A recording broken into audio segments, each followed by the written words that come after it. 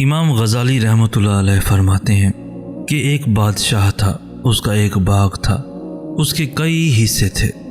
بادشاہ نے ایک آدمی کو حکم دیا کہ میرے لیے اس ٹوکری میں بہترین اور عمدہ قسم کے پھول لے آؤ، مگر شرط یہ ہے کہ جس حصے میں جاؤ اور وہاں تمہیں کوئی پھل پسند نہ آئے تو دوبارہ اس حصے میں نہ آنا۔ وہ آدمی باغ کے ایک حصے میں داخل ہوا تو وہاں اسے کوئی پھل پسند نہ آیا۔ اسی طرح وہ ایک ایک کر کے تمام حصوں میں گیا، لیکن کوئی ایک بھی پھل اس کے دل کو نہ بھایا۔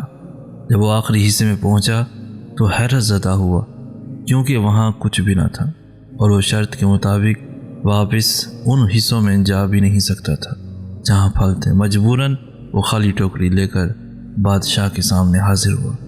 بادشاہ نے پوچھا، میرے لیے کیا لائے ہو؟ اس نے جواب دیا، کچھ بھی نہیں لایا۔ امام غزالی رحمۃ اللہ علیہ فرماتے ہیں کہ بادشاہ سے مراد اللہ تعالیٰ کی ذات ہے، باغ سے مراد انسان کی زندگی ہے، اور ان حصوں سے مراد انسان کی زندگی کے ایام ہیں۔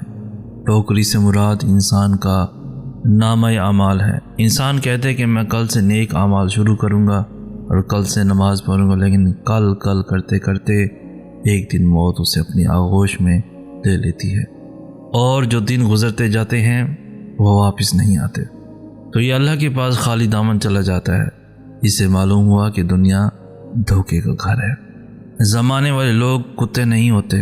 اگر کوئی آپ کو نفع نہ دے سکے تو اس وجہ سے آپ کی گالی جائز نہ ہو جائے گی۔ آپ مضبوط ہیں، آپ کو لوگوں کی باتوں سے فرق نہیں پڑتا، تو اس کا مطلب یہ نہیں کہ آپ دوسروں کے نفسیاتی کمزور ہونے کا فائدہ اٹھاتے رہیں اور ان کو ذہنی ٹارچر کرتے رہیں۔ کسی نے آپ سے محبت کی تھی تو اب وہ آپ سے محبت کرنے کے لیے آپ کے حکم کا پابند نہیں ہے۔ اگر کوئی آپ کی جتنا زباندار نہیں ہے تو مطلب یہ نہیں کہ آپ اس کو تیل چھڑک کر آگ لگاتے ہیں۔ کوئی انسان اگر کسی لحاظ میں خاموش ہے تو اس کی آخری حد کو ہی نہ آزمائے، ہو سکتا ہے ملزم آپ ہی نکلیں۔ یہ ہر بات کا ثبوت مانگنے والی دنیا عارضی ہے۔ آپ کی بے پناہ طاقت، بے پناہ خوبصورتی، بے پناہ عقل، بے پناہ صلاحیتیں، بے پناہ ہوشیاریاں، بے پناہ لفظ، بے پناہ خوشیاں بھی عارضی ہیں، اور آپ کی وہ فطرت بھی کہ دوسروں کو جینے نہیں دیتی۔ میں کچھ اپسیٹ تھا تو آج میرا دل چاہا کہ میں سورہ طٰہٰ پڑھوں۔ اس سورہ کی پہلی آیت مجھے بہت اچھی لگتی ہے۔ وہ آیت میں آپ کو اپنی امیجینیشن میں لے کر جا کر بتاتا ہوں۔ چلیے، رسول اللہ صلی اللہ علیہ وآلہ وسلم پریشان ہیں۔ وہ اپنے گھر کے ایک کونے میں دیوار سے ٹیک لگائے بیٹھے ہیں۔ انہوں نے اپنی کالی کملی چہرے پر گرا رکھی ہے اور سر گھٹنوں میں دے رکھا ہے۔ وہ ہرٹ ہیں کہ سب لوگ ایمان کیوں نہیں لاتے، اور تبھی اللہ پاک پیار سے فرماتے ہیں، طٰہٰ، ہم نے یہ قرآن آپ پر اس لیے تو نازل نہیں کیا کہ آپ مشقت میں پڑ جائیں۔ جتنی بار یہ آیت اپنے منہ سے کہتا ہوں، امیجن کر کے کہ اللہ تعالیٰ نے کس قدر پیار سے کہا ہوگا، میرا دل اس محبت کی شدت سے لرزنے لگتا ہے اور میری آنکھیں نم ہو جاتی ہیں۔ میں کسی کو یہ بتاؤں تو بات مکمل کرنے سے پہلے چپ ہو جاتا ہوں کہ آگے بولا تو رونے لگ جاؤں گا۔ شاید میرا دل اتنا چھوٹا ہے، یا شاید یہ محبت اتنی خوبصورت ہے۔ اس آیت کے بعد اللہ تعالیٰ رسول اللہ صلی اللہ علیہ وآلہ وسلم کو بہتر محسوس کروانے کے لیے ان کو حضرت موسیٰ کا پورا قصہ سناتے ہیں، ان کی قوم کی نافرمانیوں کا قصہ سناتے ہیں۔ اپنے محبوب کی دل جوئی کو اللہ تعالیٰ نے اپنے دوسرے نبی کا پورا قصہ سنا دیا۔ آپ بھی جب پریشان ہو کر گھٹنوں میں سر دے کر بیٹھتے ہیں اور پھر سجدوں میں اللہ کو پکارتے ہیں تو وہ آپ کی پکار کا جواب دیتا ہے۔ یقین ہے نا؟ تو کبھی نماز میں اس کو پکاری اور کبھی قرآن پڑھ کر اپنی پکار کا جواب لیجیے۔ بے شک اللہ اور اس کے فرشتے درود بھیجتے ہیں نبی پر۔ آئے ایمان والو، تم بھی ان پر درود بھیجو اور خوب سلام بھیجتے رہا کرو۔ درود شریف کے تو کرشمے ہی اور ہیں۔ آپ اللہ سے کبھی بھی تب تک محبت نہیں کر سکتے جب تک آپ اس کے نبی صلی اللہ علیہ وآلہ وسلم سے محبت نہیں ہو جاتی۔ کیونکہ آپ کسی انسان کو تب تک فالو نہیں کر سکتے جب تک آپ کے دل میں اس کے لیے محبت نہ ہو۔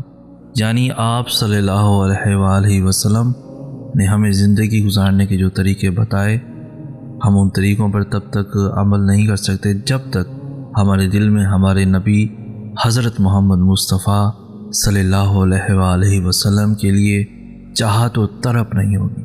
اور جس کے لیے ہمارے دل میں چاہت اور طلب ہوتی ہے اس کے لیے ہم دعا کرتے ہیں۔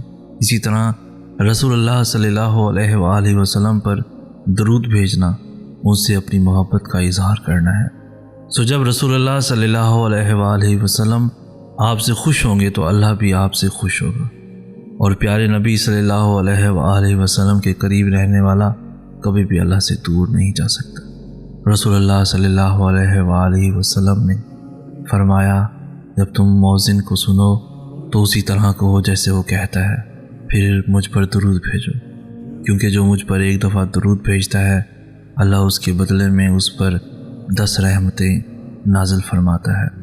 اللہ سے زیادہ کون سمجھتا ہوگا بندے کے دکھوں کو؟ وہ خالق اپنی تخلیق کی ہر ایک نس سے واقف ہے۔ اتنا تو مانتے ہو نا؟ اگر جانتا ہے تو پھر اس نے شراب کو حرام کیوں کیا؟ وہ جانتا ہے کہ میرا بندہ کن اذیتوں سے گزرے گا، پھر بھی اس نے نہیں کہا کہ تھوڑی سی پی لینا غم بھلانے کو۔ کیوں نہیں کہا اس نے کہ جب تک نکاح نہیں ہوتا تب تک کسی بھی عورت سے عارضی تعلقات بنا لینا؟ زنا کو حرام کیوں کہہ دیا اس نے؟ اللہ بہترین سراہنے والا ہے حسن کو، لیکن اس نے غیر عورت کے جسم دیکھنا اور سراہنا حرام کیوں کہہ دیا؟ کیوں اس نے کہا کہ آنکھوں میں آگ بھری جائے گی؟ کیا وہ نہیں جانتا بندے کا دل بہلانے کو بھی کچھ ہونا چاہیے؟ تم غلط ہو، کیونکہ تم نے ہمیشہ سے مادیت پرستوں کو پڑھنا اور سنا ہے، تم نے کبھی آسمانی کتاب کھولی ہی نہیں۔ جب بھی تم پریشان ہوتے ہو غیر مسلموں کی کتابیں کھول لیتے ہو اور ان کے کہے کے مطابق فزیکل ریلیشن کو ہر مسئلے کا حل سمجھ لیتے ہو۔ ابھی یہ سارے طریقے آزمانے کے بعد تم وقتی سکون حاصل کر تو لیتے ہو، لیکن جب ہوش میں آتے ہو تو پہلے سے زیادہ بے چین اور اندر سے کمزور اور وحشت زدہ رہتے ہو۔ کیا تم نے کبھی پریشانی کے عالم میں قرآن کھولا ہے جو تمہیں بتائے کہ تمہارے دکھوں کا ایک بہترین حل موجود ہے، جو تمہیں بتائے کہ تم بے چین اور پریشان کیوں رہتے ہو، جو تمہیں بتائے کہ تم اکیلے نہیں ہو، جو تمہیں بتائے کہ تمہیں اندر سے سمجھنے والی صرف ایک ذات ہے؟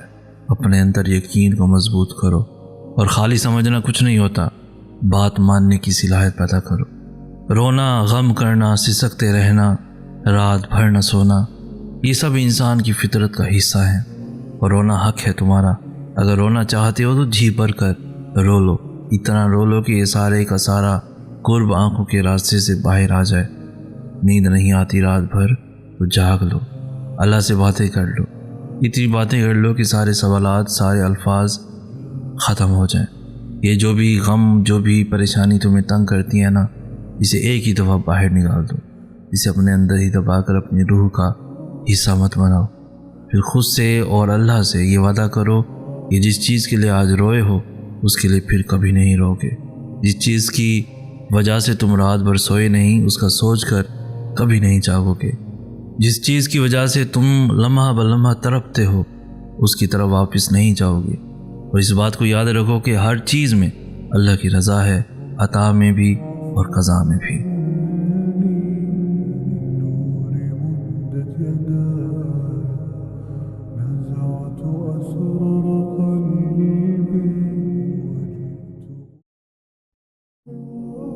کیا تم نے کبھی پریشانی کے عالم میں قرآن کھولا ہے جو تمہیں بتائے کہ تمہارے دکھوں کا ایک بہترین حل موجود ہے، جو تمہیں بتائے کہ تم بے چین اور پریشان کیوں رہتے ہو، جو تمہیں بتائے کہ تم اکیلے نہیں ہو، جو تمہیں بتائے کہ تمہیں اندر سے سمجھنے والی صرف ایک ذات ہے؟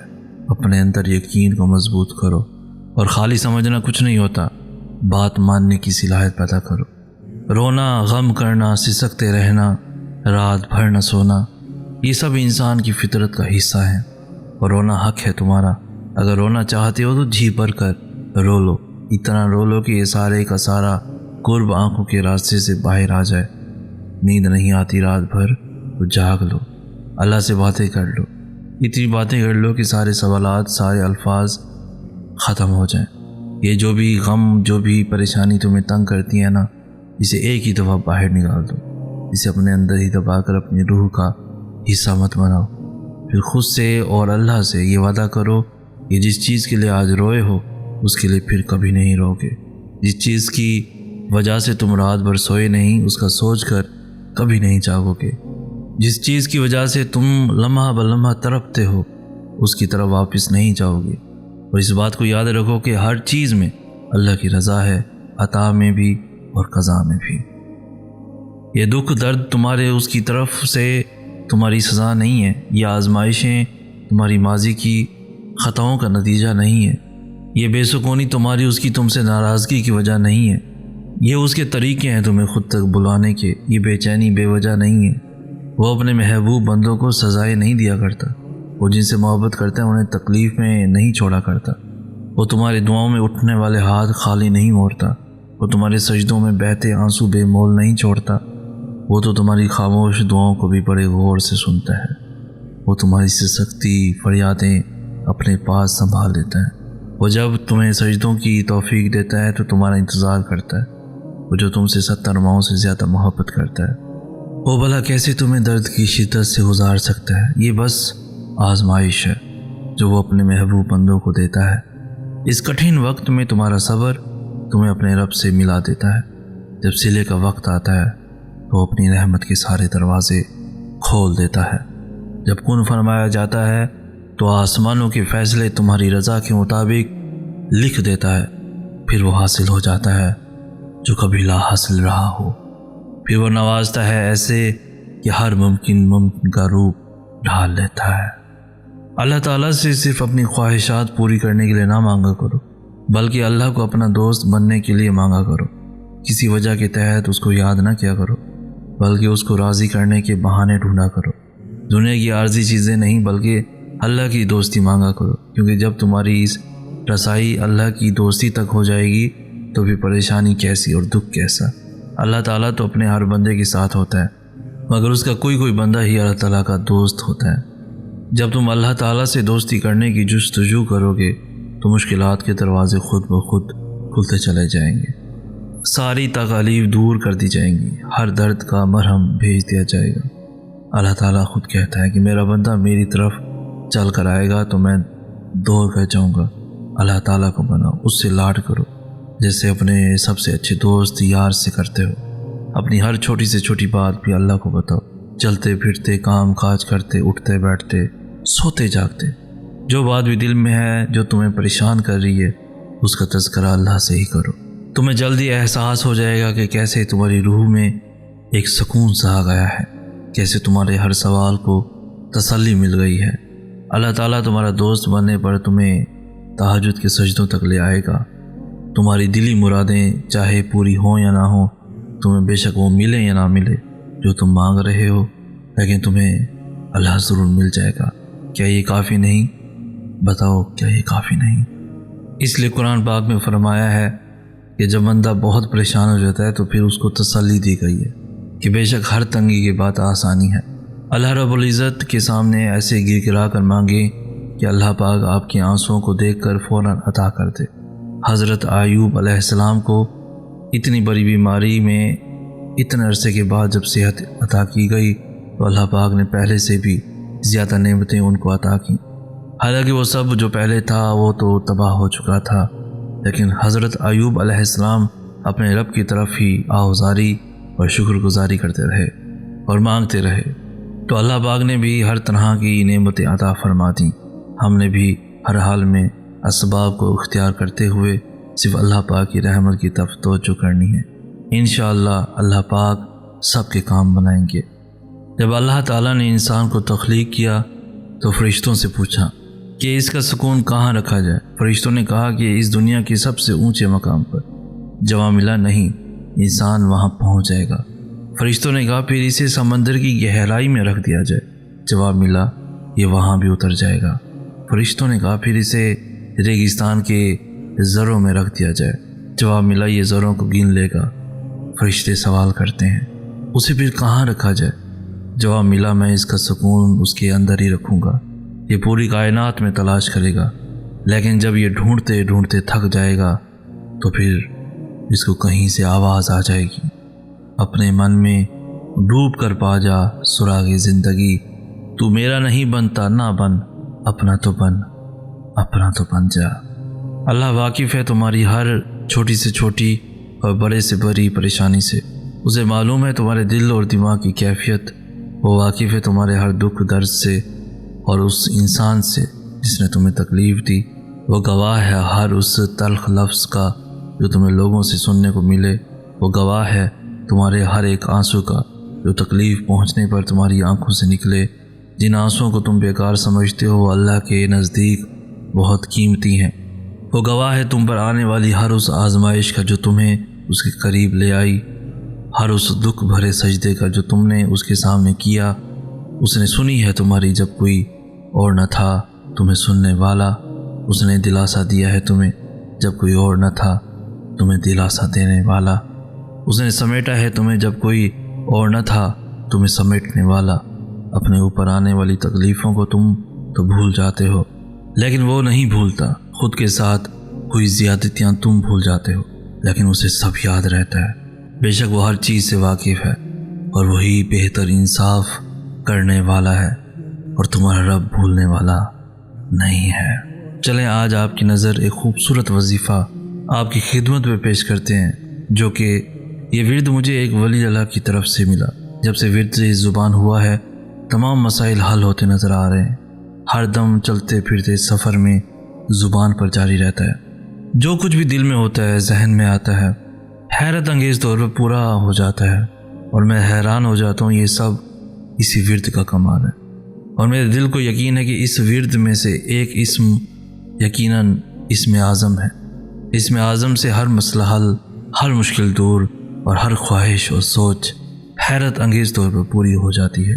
وہ ورد یہ ہے کہ یا اللہ ہو، یا رحمان ہو، یا رحیم ہو۔ جملہ مقاصد کے لیے ہر دم ورد زبان رکھیں اور پھر دیکھیں اس کے کمالات کیا کیا ہیں۔ اس کے علاوہ ایک بہت ہی راز کا وظیفہ آپ کو بتاتے ہیں کہ میاں بیوی کی محبت بڑھانے کے لیے سورہ کوثر کو سارا دن کھلا پڑھیں۔ سورہ کوثر لا علاج بیماریوں کا آخری علاج ہے۔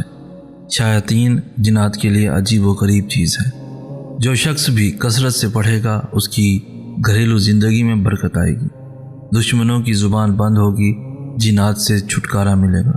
رزق میں برکت کے لیے روزانہ سورہ کوثر 129 بار پڑھ کر اپنی برکت والی تھیلی پر دم کریں، پیسوں کی کبھی بھی کمی نہیں ہوگی۔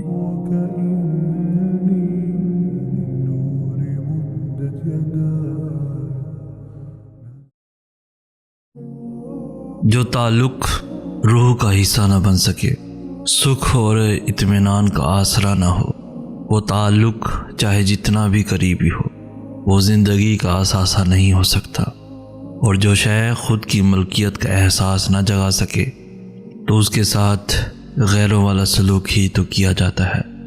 تعلقات کی اس دنیا میں سب سے اہم تعلق لائف پارٹنر کا آپسی تعلق ہے، جس کا پھیکا پن نہ صرف لائف پارٹنرز کی لائف کو بے رنگ کرتا ہے بلکہ ان کے ساتھ جڑے باقی تمام تعلقات کی رنگینی اور شگفتگی کو بھی نکل جاتا ہے۔ تعلقات میں آنے والی ناشگفتگی، بدسلیقی اور پھیکا پن اتنا کڑوا اور جان لیوا ہوتا ہے کہ یہ انسان کو مختلف قسم کے نفسیاتی اور جذباتی پھندوں میں الجھا دیتا ہے۔ آج کل ٹیکنالوجی کی جدت نے جہاں تعلقات نبھانے میں آسانی پیدا کی ہے، وہیں پر تعلقات کی خرابی کا اولین سبب بھی بن رہی ہے۔ مگر اصل مسئلہ شاید کسی جدت کا وجود میں آنا نہیں ہے، بلکہ زندگی کے مقاصد کی ہم آہنگی، پارٹنر کے ساتھ کوالٹی ٹائم گزارنے اور ایک دوسرے کی شخصی حیثیت کو عزت و احترام سے قبول کرنے پر ہے۔ تعلقات کی یہ مہارتیں اتنی ہی ضروری ہیں جتنی میٹھی چائے کے لیے شکر کی ضرورت ہے۔ بانو قدسیہ لکھتی ہیں کہ شوہر اور بیوی کا رشتہ کیا ہے؟ صرف ایک گھر میں رہ کر ایک دوسرے کے جسم استعمال کرنے کا رشتہ، سارا دن اجنبی بنے رہو، رات کو ایک تکیے پر سر رکھ کر وترگو کرنے لگو۔ خدا جانے دن کی روشنی کا رشتہ درست تھا کہ رات کے اندھیرے کا۔ ہمیشہ پرفیکشن نہیں دیکھی جاتی، معصومیت، خوشیاں، کہے اور کچھ ادھورے سے لمحات اس پرفیکشن سے زیادہ اہم ہوتے ہیں۔ اور مجھے کہانیاں اور تصاویر ادھوری ہی پسند ہیں، جن میں کچھ عیب ہوں جو آپ دور کریں، جن میں کچھ نقص ہوں جو آپ ٹھیک کریں، جن میں کچھ خامیاں ہوں جو آپ کو خوبیاں لگیں۔ جن میں کچھ ادھورا پن ہو اور وہ ادھورا پن آپ دور کریں۔ پرفیکٹ مل جائے گا تو زندگی آسان ہو جائے گی، مگر امپرفیکٹ کو پرفیکٹ بنانے کا جو مزہ ہے لوگ وہ کبھی محسوس ہی نہیں کر پاتے۔ تمہیں کبھی کوئی شخص کسی ویران جگہ پر اکیلے بیٹھے چاند کو تکتا نظر آئے تو اس کا دھیان اپنی طرف کر کے بس اتنا پوچھنا کہ چاند پورا ہے۔ ممکن ہے کہ وہ جواب دینے سے قاصر ہوگا، در حقیقت چاند کو مسلسل دیکھنے والے چاند تھوڑی دیکھتے ہیں، وہ بس اپنے آج میں بیٹھے روز یوں ہی اپنے ماضی کو دیکھتے ہیں۔ بس کچھ اداسیاں مایوسی میں شمار نہیں ہوتی، بلکہ یہ احساس ندامت اور اس سے جڑے کئی احساسات کے ساتھ انسان کو جکڑے رکھتی ہے۔ پھر وہی ہے جو ان اداسیوں سے انسان کو باہر نکلنے میں مدد کرتا ہے۔ اسی نے فرمایا، غم نہ کرو، بے شک اللہ ہمارے ساتھ ہے، اور یہی تسلیاں دل کو وحشتوں سے نکال کر اس کی نعمت کے سمندر میں ڈال دیتی ہیں، اور زبان سے شکر کے علاوہ کوئی لفظ ادا نہیں ہوتا۔ دل دو چیزوں سے زنگ آلود ہوتا ہے، غفلت اور گناہ سے، اور دل کی زندگی دو چیزوں سے ہے، استغفار اور ذکر الہی اور قرآن پاک کی تلاوت سے۔ جب روح پر گناہوں کی ضربیں بار بار لگائی جائیں تو دل زنگ آلود ہو جاتے ہیں، کثرت گناہ سے دل میلے ہو جاتے ہیں، دل کی شفافیت ختم ہو جاتی ہے، دل مرجھا جاتے ہیں، دلوں پر سیاہی چھا جاتی ہے، دل میل سے بھر جاتے ہیں۔ ہم نیک کاموں سے غفلت برت کر دلوں کو آلودہ کر لیتے ہیں۔ جن گناہوں کو معمولی سمجھ کر ہم نے انہیں اپنی زندگی میں لازم اور ملزوم کر رکھا ہوتا ہے، یہی معمولی گناہ ہماری تباہی کا سبب بنتے ہیں۔ آپ صلی اللہ علیہ وآلہ وسلم نے فرمایا، اس شخص کی مثال جو اپنے رب کو یاد کرتا ہے اور اس کی مثال جو اپنے رب کو نہیں یاد کرتا زندہ اور مردہ جیسی ہے۔ کتنی سخت وعید سنائی گئی ہے اس حدیث مبارکہ میں کہ بندہ اپنے رب کی یاد سے ذرا برابر بھی غافل نہ ہو، ورنہ اس کا دل مردہ ہو جائے گا۔ ہمیں چاہیے کہ ہر وقت اللہ تعالیٰ کے ذکر سے زبان کو تر رکھیں، قرآن پاک کی تلاوت کیا کریں۔ قرآن پاک دل کی زندگی ہے، دلوں کی بہار ہے، دلوں کے زنگ کی دوا ہے۔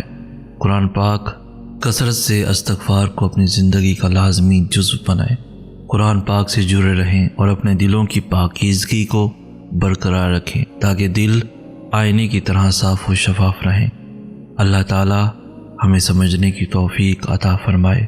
قرآن پاک میں اللہ تعالیٰ سورہ بقرہ کی آیت 138 میں فرماتے ہیں کہ اللہ کا رنگ اختیار کرو، اور اللہ تعالیٰ سے اچھا رنگ کس کا ہوگا، ہم تو اسی کی عبادت کرنے والے ہیں۔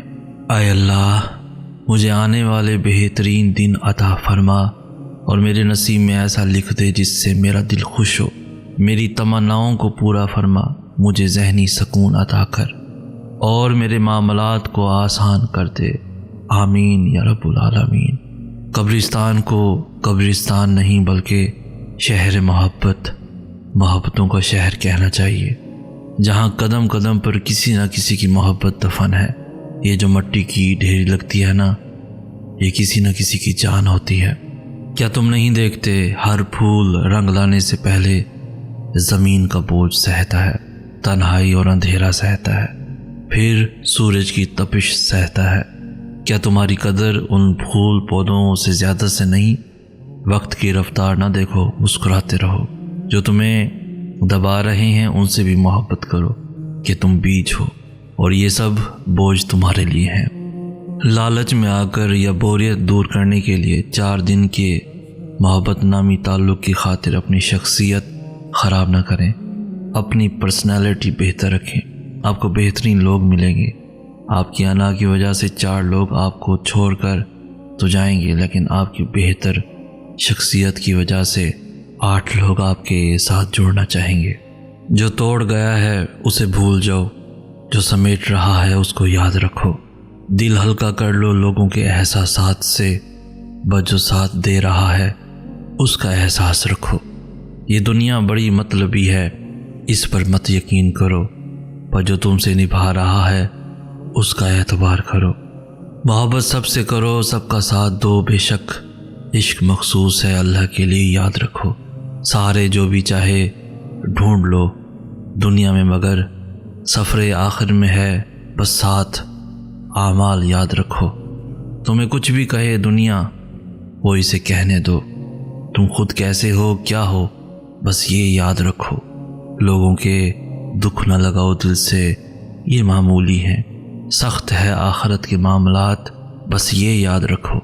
وہ رب کریم ہے، رحیم ہے، بخش دیتا ہے، تم بس دل میں یقین بھر لو، نہ کوئی ملال رکھو۔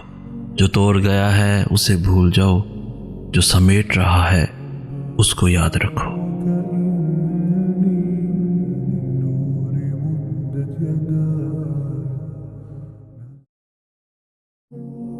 اے اللہ، مجھے آنے والے بہترین دن عطا فرما اور میرے نصیب میں ایسا لکھ دے جس سے میرا دل خوش ہو۔ میری تمناؤں کو پورا فرما، مجھے ذہنی سکون عطا کر اور میرے معاملات کو آسان کر دے، آمین یا رب العالمین۔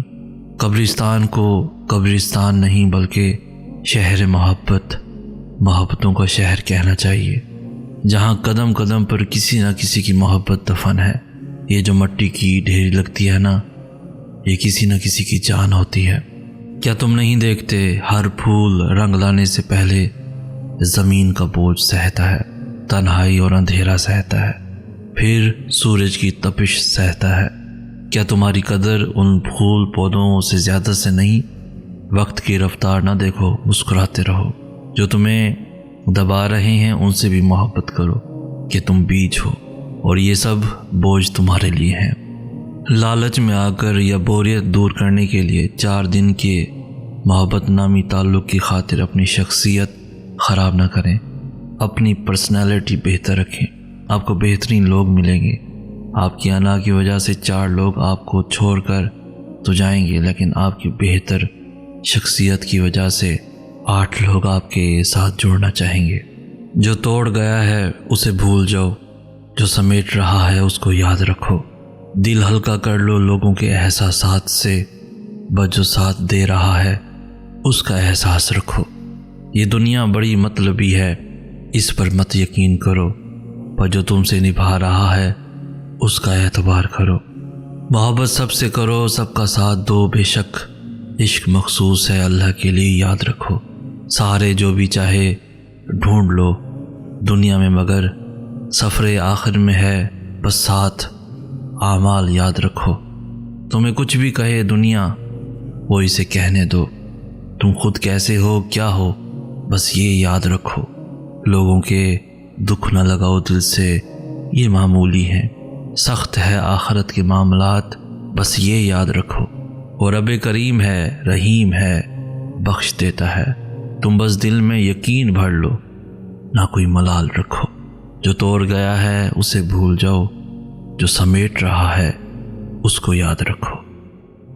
دنیا کا سب سے خوبصورت انسان وہی ہے جس سے بات کرنا آسان ہو، جس سے مشکل میں مدد مانگنا آسان ہو، اور جو دوسروں کے دکھ درد میں شامل رہے، جو آنسو پہنچنا جانتا ہو، جو مرہم بننا اور مرہم لگانا جانتا ہو۔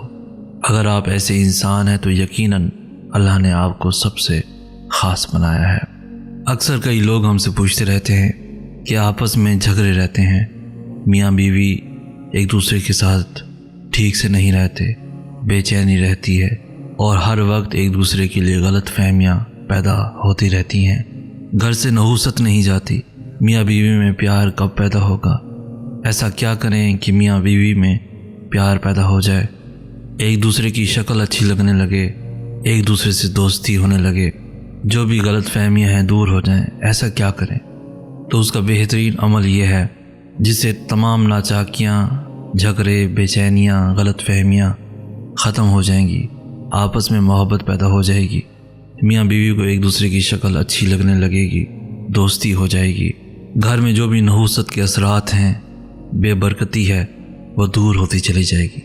اس کا خاص طریقہ، آسان عمل یہ ہے کہ ہر نماز کے بعد ایک تسبیح روزانہ یا ودودو یا سلامو پڑھنے سے گھر سے نحوست، جھگڑے، بے چینیاں اور غلط فہمیاں ختم ہو جائیں گی، آپس میں بے جا پیار بڑھے گا اور ایک دوسرے کی شکل اچھی لگنے لگے گی، ایک دوسرے میں حب پیدا ہوگا، دوستی بڑھے گی، یاد رہے یہ عمل آزمودہ عمل ہے، بہت سارے گھر برباد ہونے سے بچے ہیں۔ اس عمل کو جلدی سے کر کے شوہر ہو یا بیوی ہو یا گھر کا کوئی بھی افراد ہو، گھروں کو برباد ہونے سے بچا لیں۔ گھروں میں برکت پیدا ہوگی، گھروں سے نحوست چلی جائے گی۔ آئے میرے رب، آئے میرے کریم اللہ، ہمیں بہتر سے بہتر کی طرف اور خوبصورت سے خوبصورت ترین کی طرف لے جا۔ میرے مولا، وہ جو میرا ہے نا، مجھے صرف اسی کا ہی بنا، کسی غیر کی طرف میرا دھیان نہ جانے دینا۔ دل میں عزت احترام سب کے لیے ہو، بے شک پر دل میں محبت محرم کے لیے ہی پیدا کرنا۔ مجھے اپنی تقدیر پر راضی رہنے کی توفیق عطا فرما، آمین یا رب العالمین۔ دل کی نرمی 3 چیزوں سے ملتی ہے: بیمار کی عیادت سے، قبرستان یا کسی فوتگی میں جانے سے، اور قرآن کی تلاوت سے۔ قرآن سننا، قرآن پڑھنا، قرآن یاد کرنا، قرآن کو ہر روز اپنی روٹین میں شامل کرنا، یہ سب دوائیں ہیں۔ دل کا ورک آؤٹ، دل کی واک، دل کی ڈائٹنگ قرآن کو اپنی روٹین میں شامل کرنے سے ہے۔ جن اصولوں پہ جسم کام کرتا ہے، انہی اصولوں پہ دل کام کرتا ہے۔ اس لیے احتیاط کریں، اپنی نظروں کی حفاظت کریں، کیونکہ جو اندر اتارا جا رہا ہے وہ اپنا کام لازمی کرے گا، بھلے آپ کی نیت کتنی ہی صاف کیوں نہ ہو۔ کبھی سوچا ہے محبت میں سکون کیوں نہیں ہے؟ کئی لوگ ہمارے ارد گرد محبت میں ٹوٹے ہوتے ہیں۔ بہت لوگوں کو محبت مل بھی جاتی ہے لیکن سکون نہیں مل پاتا۔ کبھی سوچا ہے سکون اور محبت ایک ساتھ کیوں نہیں ملتے؟ کیونکہ ہماری محبت کی وابستگی انسانوں سے ہوتی ہے، اور بشر کو بشر کی محبت نہیں جچتی۔ بشر کو صرف واحد کی محبت جچتی ہے۔ بس یہی وجہ ہوتی ہے کہ ہماری محبتیں ہماری طرح نامکمل رہ جاتی ہیں۔ بندے کی محبت زمین پر لا گراتی ہے اور واحد کی محبت آسمانوں تک لے جاتی ہے۔ اسی لیے ہمیں انسان کی محبت بڑا ذلیل کرواتی ہے۔ یہ اصل میں ٹھوکر ہوتی ہے، جو ہمیں لگتی ہے یہی ٹھوکر وسیلہ ہوتا ہے ہمارا صراط مستقیم پر آنے کا۔ اس لیے انسان کو چاہیے کہ وہ ایک ٹھوکر پر ہی سنبھل جائے۔ اور سب سے بڑی بات تو یہ ہے کہ آپ کا رب آپ کو ایک بار گرا کے ہمیشہ کے لیے اٹھانا چاہتا ہے۔ اس کا مطلب سمجھتے ہیں؟ مطلب آپ اپنے رب کو یاد ہیں، اتنے گناہوں کے بعد بھی وہ آپ کو سنبھالنا چاہتا ہے۔ آج کے دور میں سچی محبت ڈھونڈنا بے حد مشکل ہے۔ اگر آپ سب سچی محبت کرنے والوں کو دیکھنا چاہتے ہیں تو میں آپ کو ان کا تعارف کرواتا ہوں۔ یہ وہ لوگ ہیں جو اللہ کی رضا کے حصول کے لیے شدید سردی میں گرم بستر چھوڑ کر اپنے رب کی حمد و ثنا کے لیے ٹھنڈے پانی سے وضو کرتے ہیں۔ یہی سچی محبت کرنے والے ہیں جو اپنے سکون کی پرواہ کیے بغیر حب اللہ کو ترجیح دیتے ہیں۔ اب ہم ان لوگوں کا بھی ذکر کر لیتے ہیں جن کی محبت کا عالم دیکھ کر ہمیں ان پر رشک آنے لگے گا۔ یہ وہ لوگ ہیں جو تہجد گزار ہیں، جو اپنی نیند قربان کر دیتے ہیں اور سرد راتوں میں ٹھٹھرتے ہوئے بھی یکسوئی کے ساتھ اپنے رب کی بارگاہ میں حاضر ہوتے ہیں۔ سبحان اللہ، کتنا خوبصورت منظر ہے نا محبت کا، کہ محبوب بھی اپنے عاشق کے زخموں کا مداوع کرنے کے لیے، ان کی التجا سننے کے لیے عرش سے پہلے آسمان پر تشریف لے آئے۔ محبت کا ایسا عالم آپ نے کہیں نہیں دیکھا ہوگا۔ یقین جانے یہ وہ لوگ ہیں جنہیں اپنی محبتوں کا اخلاص ثابت کرنے کے لیے لفظی دعووں کی ضرورت نہیں پڑتی، بلکہ ان کی محبت ہی ان کے اخلاص کی ترجمانی کرتی ہے۔